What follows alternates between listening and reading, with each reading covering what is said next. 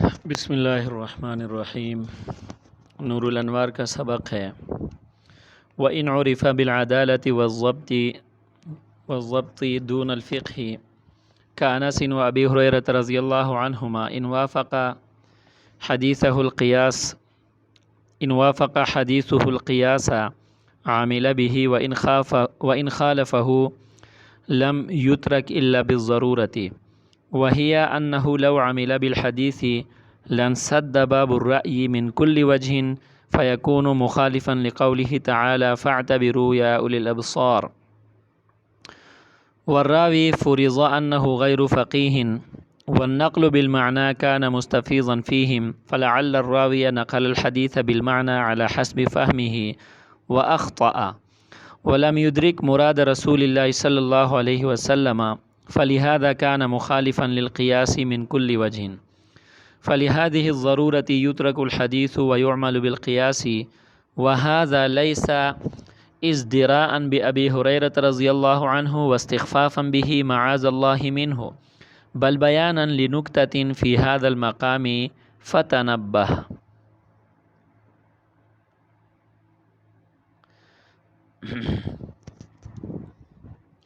ترجمہ دیکھ لیجئے وَإِنْ عُرِفَ بِالْعَدَالَةِ وَالضَّبْطِ اگر وہ راوی معروف بالعدالہ والضبط ہو. اب یہاں دیکھیں اس کے ساتھ والضبط کی قید لگائی ہے تو اس سے آپ لوگوں کو جو ہے نا وہ کیا آپ لوگوں کے ذہن میں یہ سوال آئے گا کہ پیچھے تو کوئی صاحب کتاب نے تقسیم میں کچھ اور الفاظ استعمال کیے تھے، استاد نے کچھ اور الفاظ استعمال کیے، اب آگے آ کر جو ہے نا صاحب کتاب کچھ اور الفاظ استعمال کر رہے ہیں. تو اس میں جو ہے نا آپ لوگوں کو کنفیوز ہونے کی ضرورت نہیں ہے. یہ وہی راوی کی دوسری قسم ہے. آپ اس کو معروف بالعدالہ فقط کہیں یا معروف بالعدالہ والضبط کہیں، آپ کی مرضی ہے. لیکن جو پہلی قسم ہے نا بیٹا معروف بالفقہ والتقدم بالاجتہاد، یہ اس کے مقابلے میں ہے. سمجھ میں آ گئی کہ نہیں آئی؟ اب دیکھیں ذرا ترجمہ دیکھیں وَإِنْ عُرِفَ بِالْعَدَالَةِ وَالضَّبْطِ اگر راوی معروف بالعدالہ والضبط ہو دون الفقہ، وہ معروف بالفقہ نہ ہو، معروف بالفقہ نہ ہو. کأنس وأبی ہریرہ رضی اللہ عنہما، جیسا کہ حضرت انس اور حضرت ابو ہریرہ رضی اللہ عنہما ہیں. تو پھر اس حدیث کا حکم کیا ہوگا؟ ان وافق حدیثہ القیاس اگر ان کے حدیث قیاس کے موافق ہو، عاملہ بھی تو اس پر عمل کیا جائے گا. وَإِنْ خَالَفَهُ اور اگر وہ حدیث قیاس کے مخالف ہو، لم یترک تو اس کو چھوڑا نہیں جائے گا، الا بالضرورت مگر مجبوری کی بنا پر، ضرورت کی بنا پر. وہیا اور وہ ضرورت یہ ہے انہ لو عمل بالحدیث کہ اگر حدیث پر عمل کیا جائے، لنسد باب الرأی تو رائے کا اجتہاد کا باب بند ہو جائے گا، اجتہاد کا دروازہ کیا ہو جائے گا؟ بند ہو جائے گا. من کل وجہ کلی طور پر، مکمل طور پر. فیکون مخالفا لقولہ تعالی تو پھر وہ اللہ تعالیٰ کے اس قول کے خلاف ہوگا. فاعتبروا پس تم عبرت حاصل کرو، یا اولی الابصار اے آنکھوں والے لوگو. اس سے مراد عقل مند ہے. اے عقل مندو تم لوگ کیا کرو؟ اس سے عبرت حاصل کرو. والراوی فرض انہ غیر فقیہ اور یہاں پہ راوی کو غیر فقیہ فرض کیا گیا ہے. والنقل بالمعنی کان مستفیضا فیہم اور نقل بالمعنی کرنا صحابہ کرام میں شائع اور معروف تھا. مستفیضاً کا ترجمہ کریں گے شائع، یعنی اس میں رواج تھا، وہ نقل بالمعنی کرتے تھے، تو اس لیے شائع اور معروف سے ہم اس کا ترجمہ کریں گے. نقل بالمعنی صحابہ کرام میں شائع اور معروف تھا. فلعل الراوی نقل الحدیث بالمعنی پس ہو سکتا ہے کہ راوی نے نقل بالمعنی کیا ہو. سمجھ میں آ گئی کہ نہیں آئی؟ اچھا، اعلی حسب فہمہ اپنے فہم کی بنیاد پر، اپنے فہم کے مطابق، اپنی سمجھ کے مطابق، واخطأ اور اس میں انہوں نے خطا کی ہو. ولم یدرک مراد رسول اللہ صلی اللہ علیہ وسلم اور وہ رسول اللہ صلی اللہ علیہ وسلم کی مراد کو نہ پہنچے ہوں، اس کو نہ حاصل کر سکے ہوں. فلہذا اس وجہ سے کان مخالفا للقیاسی، یہ روایت مخالف ہوگی قیاس کی، من کل وجہ، مکمل طور پر، فلہذہ الضرورتی، پس اس ضرورت کی بنا پر، یترک الحدیث، اس حدیث کو چھوڑا جائے گا، ویعمل بالقیاسی، اور قیاس پر کیا کیا جائے گا؟ عمل کیا جائے گا۔ سمجھ میں آ گئی کہ نہیں آئی؟ اچھا آگے فرمایا وہذا لیس ازدراء بأبی ہریرہ، اور یہ ابو ہریرہ رضی اللہ تعالیٰ عنہ کے درجے کو کم کرنا نہیں ہے، واستخفافا بہ، اور ابو ہریرہ رضی اللہ عنہ کو ہلکا سمجھنا نہیں ہے، معاذ اللہ منہ، اللہ سے ہم اس کی پناہ چاہتے ہیں، بل بیانا لنکتۃ، بلکہ یہاں ایک ایسے نکتے کا بیان ہے، فی ھذا المقام، اس جگہ میں، فتنبہ، پس آپ کیا ہو جائیں؟ خبردار ہو جائیں، ہوشیار ہو جائیں۔ اس سے اوپر ہم نے معروف راوی کی پہلی قسم کا بیان کیا تھا کہ معروف راوی کی جو پہلی قسم ہے وہ معروف بالفقہ والعدالہ ہے، اور اس کے لیے صاحب کتاب نے عنوان اختیار کیا تھا معروف بالفقہ والتقدم بالاجتہاد، معروف بالفقہ والتقدم بالاجتہاد، یہ معروف راوی کی پہلی قسم ہے۔ معروف راوی کی یعنی خبر واحد کا راوی اگر معروف ہو اور وہ معروف بالفقہ والتقدم بالاجتہاد ہو تو پھر جمہور کا مسلک یہ تھا کہ اس کے مقابلے میں قیاس کو ترک کیا جائے گا۔ امام مالک رحمہ اللہ کا مسلک یہ تھا کہ اگر وہ قیاس کے مطابق ہو تو عمل کریں گے، اگر قیاس کے مخالف ہو تو پھر قیاس پر عمل کریں گے۔ یہاں تک بات سمجھ میں آ گئی کہ نہیں آئی؟ اب آگے جو آج ہم نے عبارت پڑھی ہے معروف راوی کی دوسری قسم کا بیان ہے، معروف راوی کی دوسری قسم کا بیان۔ اس کے لیے صاحب کتاب نے جو عنوان اوپر اختیار کیا تھا اجمال میں، انہوں نے کہا تھا معروف بالعدالہ، معروف بالعدالہ، اور میں نے اس کی وضاحت کی تھی معروف بالعدالۃ فقط، کہ اس میں تفقہ، اس میں وہ راوی فقیہ نہ ہو بلکہ وہ صرف کیا ہو؟ عادل ہو۔ سمجھ میں آ گئی کہ نہیں آئی؟ اور یہاں صاحب کتاب نے اس کے لیے تفصیل میں جو عنوان دیا ہے معروف بالعدالت والضبط، یہ ضبط جو ہے نا یہ کیا ہے؟ ضروری ہے عدالت کے ساتھ، اس کے بارے میں ہم آگے جا کر بیان کریں گے، یعنی حدیث کے الفاظ کو من اولہ الی آخرہ مکمل طور پر کیا کرنا؟ یاد کرنا اور یاد رکھنا۔ سمجھ میں آ گئی کہ نہیں آئی؟ اس کو سمجھنا وغیرہ وہ آگے جا کر ہم بیان کریں گے، اس کو ضبط کہا جاتا ہے۔ تو یہاں سے معروف راوی کی دوسری قسم یعنی معروف بالعدالہ کا بیان فرما رہے ہیں۔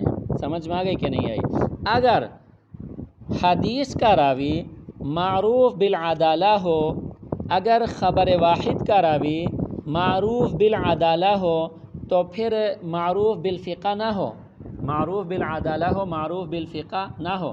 میں آسان کر کے آپ کو بتاتا ہوں کہ اگر خبر واحد کا راوی فقیہ اور مجتہد نہ ہو بلکہ صرف کیا ہو؟ عادل ہو، تو پھر اس کی روایت کو دیکھا جائے گا کہ وہ روایت قیاس کے مطابق ہے یا قیاس کے مخالف ہے۔ سمجھ میں آ گئی کہ نہیں آئی؟ میں کیا عرض کر رہا ہوں؟ یہاں سے ہم معروف راوی کی دوسری قسم کو بیان کر رہے ہیں۔ معروف راوی کی دوسری قسم ہے معروف بالعدالت دون الفقہ۔ سمجھ میں آ گئی کہ نہیں آئی؟ صرف معروف بالعدالہ ہے، وہ فقیہ نہیں ہے، وہ راوی جو ہے نا وہ کیا ہے؟ معروف بالعدالہ ہے، فقیہ نہیں ہے، مجتہد نہیں ہے۔ تو خبر واحد کا راوی اگر معروف بالعدالہ ہو، معروف بالفقہ نہ ہو تو پھر اس حدیث کے اوپر حکم لگانے سے پہلے کیا کریں گے؟ اس کو دیکھیں گے کہ وہ حدیث، وہ خبر واحد وہ قیاس کے موافق ہے یا اس کے مخالف ہے۔ آسان کر کے بتاتا ہوں، وہ قیاس کے مطابق ہے یا نہیں ہے۔ اگر وہ حدیث قیاس کے مطابق ہے تو فبہا، اس کے اوپر کیا کریں گے؟ عمل کریں گے۔ سمجھ میں آ گئی کہ نہیں آئی؟ اور اگر وہ حدیث قیاس کے مطابق نہیں ہے تو ضرورتاً قیاس پر عمل کریں گے، اس حدیث پر عمل نہیں کریں گے۔ ضرورتاً کیا کریں گے؟ قیاس پر عمل کریں گے، اس خبر واحد پر عمل نہیں کریں گے۔ سمجھ میں آ گئی کہ نہیں آئی؟ اور وہ ضرورت کیا ہے؟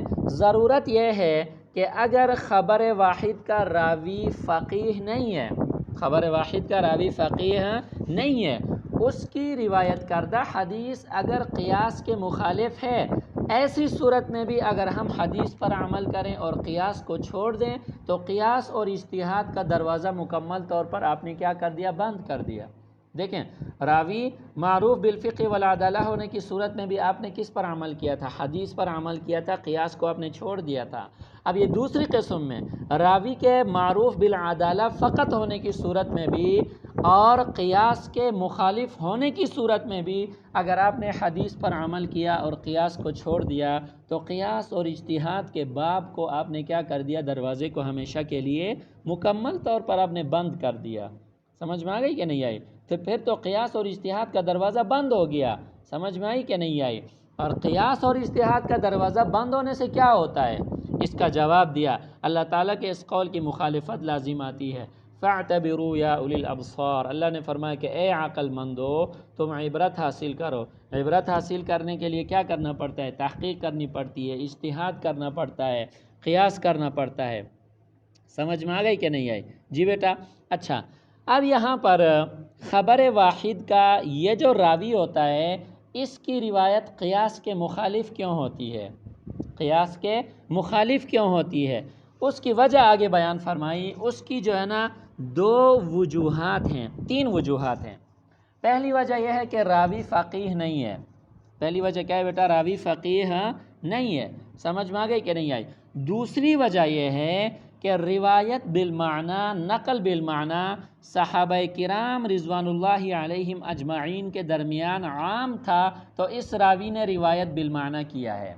روایت بالمعنی، دیکھیں روایت کی دو قسمیں ہوتی ہیں، ایک ہوتی ہے روایت باللفظ اور دوسری قسم ہوتی ہے روایت بالمعنی۔ روایت باللفظ کہا جاتا ہے نبی صلی اللہ علیہ وسلم کی زبان اقدس سے جو الفاظ نکلے ان الفاظ کو اسی طرح آگے بیان کیا جائے، ان الفاظ کو اسی طرح کیا کیا جائے؟ آگے بیان کیا جائے بغیر کسی تغیر اور تبدیلی کے۔ سمجھ میں آئی بیٹا؟ روایت بالمعنی، روایت بالمعنی کہا جاتا ہے نبی صلی اللہ علیہ وسلم کی زبان اقدس سے نکلے ہوئے الفاظ کو بعینہ ہی اسی طرح ادا نہ کیا جائے بلکہ الفاظ میں کچھ کمی بیشی ہو، اس کا مفہوم اور مطلب آگے بیان کیا جائے، مفہوم اور مطلب آگے بیان کیا جائے۔ دیکھیں آپ کے سامنے بخاری میں آپ آگے جا کر جب آپ شروع کریں گے تو بخاری کی پہلی حدیث انما الاعمال بالنیات، سمجھ میں آ گئی کہ نہیں آئی؟ اس میں ہی اگر آپ غور کریں تو بعض الفاظ جو ہے نا وہ کیا ہیں؟ ایک دوسرے سے تھوڑا سا مختلف ہیں۔ سمجھ میں آ گئی کہ نہیں آئی؟ اچھا، تو بہرحال میں یہ عرض کر رہا تھا کہ اس روایت کے قیاس کے مکمل طور پر خلاف ہونے کی وجہ کیا ہے؟ نمبر ایک، راوی فقیہ نہیں ہے۔ نمبر دو، روایت بالمعنی صحابہ کرام رضوان اللہ علیہم اجمعین کیا کرتے تھے، تو اس راوی نے بھی کیا کیا ہے؟ روایت بالمعنی کیا ہے۔ سمجھ میں آ گئی کہ نہیں آئی؟ نمبر تین، جو اصل وجہ ہے، جو اصل وجہ ہے روایت بالمعنی کرتے ہوئے یہ صحابی رسول رضی اللہ عنہ چونکہ فقیہ نہیں تھے، اس لیے نبی صلی اللہ علیہ وسلم نے جو معنی مراد لیا تھا اس کو سمجھنے میں غلطی کی ہے اور اپنے ذہن کے مطابق اس نے معنی اور مطلب بیان کیا ہے۔ سمجھ میں آ گئی؟ اس وجہ سے یہ حدیث قیاس کے مکمل طور پر کیا ہو گئی ہے؟ مخالف ہو گئی ہے۔ سمجھ میں بات آئی یہاں تک کہ نہیں آئی؟ دیکھیں نا بیٹا، والراوی فرض انہ غیر فقیہ، راوی کو ہم نے غیر فقیہ فرض کیا ہے، راوی کو غیر فقیہ فرض کیا ہے کہ وہ راوی وہ عادل تو ہیں، اس کی عدالت میں کوئی شک نہیں ہے، ضابط ہیں، سمجھ میں آ گئی کہ نہیں آئی؟ لیکن غیر فقیہ ہیں، فقیہ نہیں ہیں، نمبر ایک۔ نمبر دو، والنقل بالمعنی کان مستفیضا فیہم، نقل بالمعنی صحابہ کرام کے درمیان معروف تھا، شائع تھا، تو پھر فلعل الراوی نقل الحدیث بالمعنی علی حسب فہمہ، راوی نے اپنے فہم کے مطابق کیا کیا ہے؟ نقل بالمعنی کیا ہے، اور کرتے ہوئے کیا کیا ہے؟ وَأَخْطَأَ وَلَمْ يُدْرِكْ مراد رسول اللہ صلی اللہ علیہ وسلم، روایت بالمعنی کرتے ہوئے صحابی سے خطا واقع ہوئی ہے اور نبی صلی اللہ علیہ وسلم نے جو معنی اس روایت سے مراد لیا تھا اس روایت کا ادراک نہیں کر سکے ہیں۔ یہ 3 وجوہات۔ نمبر 1 صحابی راوی غیر فقیہ ہے۔ نمبر 2 روایت بالمعنی، چونکہ صحابہ کے درمیان معروف تھا اس لیے روایت بالمعنی کیا ہے، سمجھ میں آ گئی کہ نہیں۔ نمبر 3 روایت بالمعنی کرتے ہوئے نبی صلی اللہ علیہ وسلم کے مراد کا ادراک نہیں کر سکے ہیں، اپنی سمجھ کے مطابق روایت کا معنی بیان کیا ہے، تو اس وجہ سے کیا ہوا ہے، فَلِهَذَا كَانَ مُخَالِفًا لِلْقِيَاسِ مِنْ كُلِّ وَجْهٍ، تو اس وجہ سے یہ روایت مکمل طور پر قیاس کے مخالف ہے، سمجھ میں آ گئی کہ نہیں۔ اب راوی جب غیر فقیہ ہیں، روایت بالمعنی کا اس میں احتمال موجود ہے، نبی صلی اللہ علیہ وسلم نے جو معنی مرادی اس سے مراد لیا اس کو سمجھنے میں غلطی کا احتمال اور امکان موجود ہے، فَلِهَذِهِ الضَّرُورَةِ يُتْرَكُ الْحَدِيثُ، اس ضرورت کی بنا پر حدیث کو ترک کیا جائے گا، وَيُعْمَلُ بِالْقِيَاسِ، اور قیاس پر عمل کیا جائے گا۔ یہاں تک بات سمجھ میں آئی کہ نہیں آئی؟ جی اچھا، میں دوبارہ آپ کو بتاتا ہوں کہ یہاں اصل سمجھنے والی بات صرف اتنی ہے کہ اگر راوی معروف بالفقہ نہ ہو، صرف معروف بالعدالہ ہو، اس کی روایت اگر خبر واحد کا راوی، دیکھیں میں دوبارہ آسان کر کے آپ کو بتاتا ہوں، اصل میں سمجھنے والی بات یہاں پر صرف یہ ہے کہ اگر خبر واحد کا راوی معروف بالفقہ والتقدم بالاجتہاد نہ ہو، پہلی قسم نہ ہو، بلکہ کیا ہو، دوسری قسم ہو، یعنی معروف بالعدالہ فقط ہو، سمجھ میں آ گئی کہ نہیں آئی، تو اس کی روایت کردہ حدیث پر حکم لگانے سے پہلے ہم اس حدیث کو دیکھیں گے، اگر وہ حدیث قیاس کے موافق ہو تو پھر اس کے اوپر کیا کریں گے، عمل کریں گے، اور اگر وہ حدیث مکمل طور پر قیاس کے مخالف ہو تو اس صورت میں کیا کریں گے، اس حدیث کو ترک کر کے قیاس پر عمل کریں گے ضرورتاً۔ پھر ضرورتاً کی وضاحت میں نے آگے کر دی جیسا کہ صاحب کتاب نے کر دی ہے۔ یہاں تک بات سمجھ میں آئی؟ وَهَذَا لَيْسَ ازْدِرَاءً بِأَبِي هُرَيْرَةَ رضی اللہ عنہ وَاسْتِخْفَافًا بِهِ مَعَاذَ اللَّهِ مِنْهُ، واو استنافیہ ہے، ما بعد جملہ مستانفہ ہے، سوال مقدر کا جواب ہے۔